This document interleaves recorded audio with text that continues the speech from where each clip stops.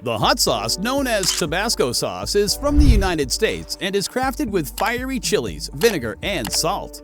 It is widely considered to be the most well-known spicy sauce in the whole world and is used not only to season foods but also a variety of beverages, the most well-known of which is the Bloody Mary, which is a mixture of vodka, tomato juice, and Worcestershire sauce. Dive in as we look at the exciting history of Tabasco's brand.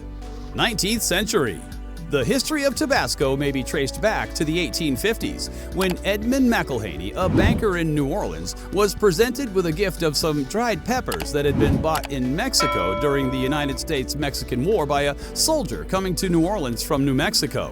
The soldier advised him to experiment with putting them in his diet. After trying one or two and deciding that he liked them, he decided to preserve the seeds from the rest of the peppers and plant them. They were grown in the garden that belonged to his wife on Avery Island. For those of you who don't know Avery Island, it's a large dome of rock salt that is about 3 miles long and 2.5 miles broad. It is one of 5 hills along the Louisiana Gulf Coast that were created when an old seafloor dried up, leaving behind pure salt deposits that rose to the surface in enormous pieces, pushing the land up into a hill and creating the hill. In addition, it would be another 20 years before McIlhenny began to grow them for commercial purposes.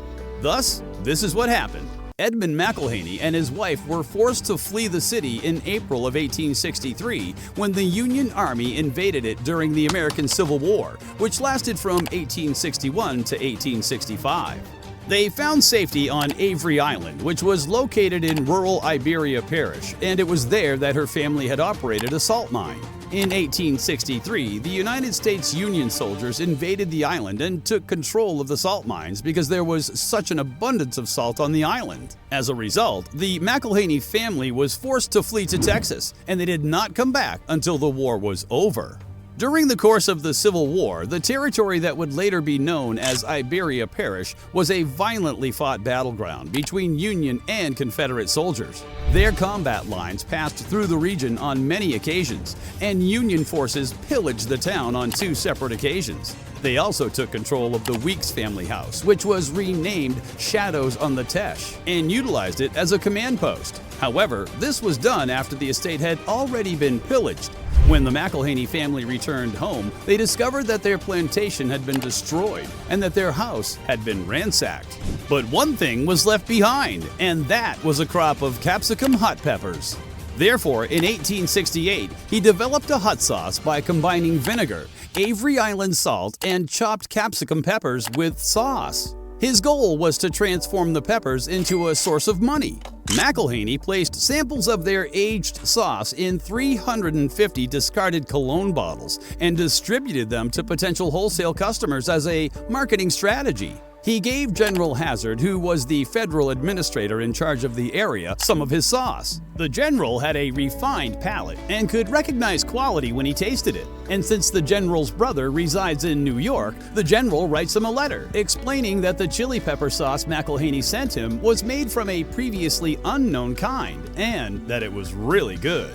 As a result, Edmund McIlhenny launched a business in 1868 after receiving a number of purchase orders, which served as the impetus for his new venture. Initially, he intended to call this new sauce Petite Aunt's Sauce after the island, but when other members of his family objected to the commercial usage of their island name, he decided to go with his second option, which was Tabasco. According to a number of historians, it is an Indian term from Central America that may be translated as land where the soil is hot and humid. According to the interpretations of some other historians, the phrase literally translates to place of coral or oyster shell. In 1906, another Louisiana merchant named B.F. Trappy, who had previously collaborated with McIlhenny, began growing Tabasco chilies from seeds he had acquired from Avery Island. He founded the company that would later be known as B.F. Trappy & Sons and began producing his own sauce, which he called Tabasco, and that was a problem for the McIlhenny family.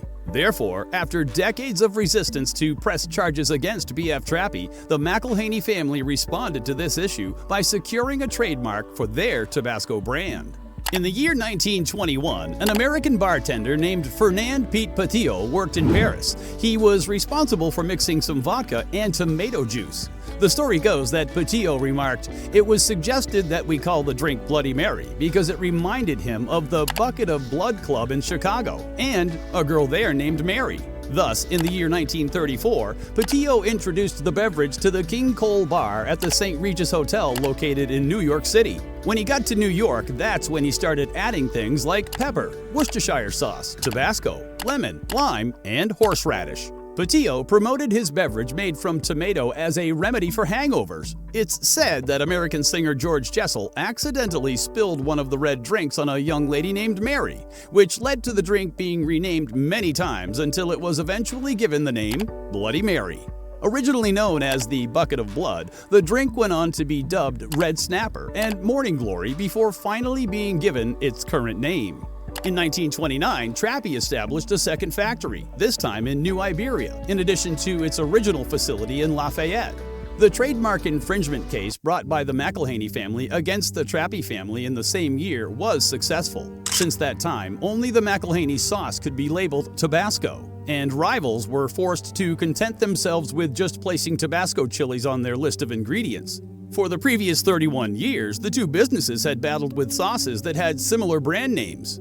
In 1932, Tabasco pepper sauce, which had been a hit in England ever since it was introduced there in 1868 and was served in the dining halls of the House of Commons, was made illegal to buy when the British government launched its protectionist Buy British campaign. As a direct consequence of the uproar that this caused among legislative representatives, it was given the nickname the Tabasco Tempest, but eventually the pepper sauce was allowed to be served again. As a result of his time spent in the military during World War II, Vietnam War Brigadier General Walter S. McElhaney had the idea to send soldiers 2-ounce bottles of Tabasco pepper sauce and a handful of P-38 type can openers in a waterproof canister, along with copies of the Charlie Ration Cookbook, which included recipes for spicing up sea rations with Tabasco pepper sauce. During the Vietnam War from 1966 to 1972, the McElhaney Company distributed thousands of copies of Tabasco's Charlie Ration Cookbook, loaded with ideas for spicing up sea rations with Tabasco pepper sauce, wrapped around 2-ounce bottles of Tabasco pepper sauce in waterproof canisters. Consequently, it was the end of Tabasco, at least up until 2002 when an unusual event took place. 21st century. In the historic Old West mining town of Virginia City, a bottle of Tabasco brand spicy sauce dating back 130 years was discovered by archaeologists excavating the remains of a black-owned saloon. The bottle was reconstructed from 21 pieces of broken glass found at the site of the Boston Saloon, which was owned by a Massachusetts-based African-American, and served both blacks and whites from 1864 to 1875.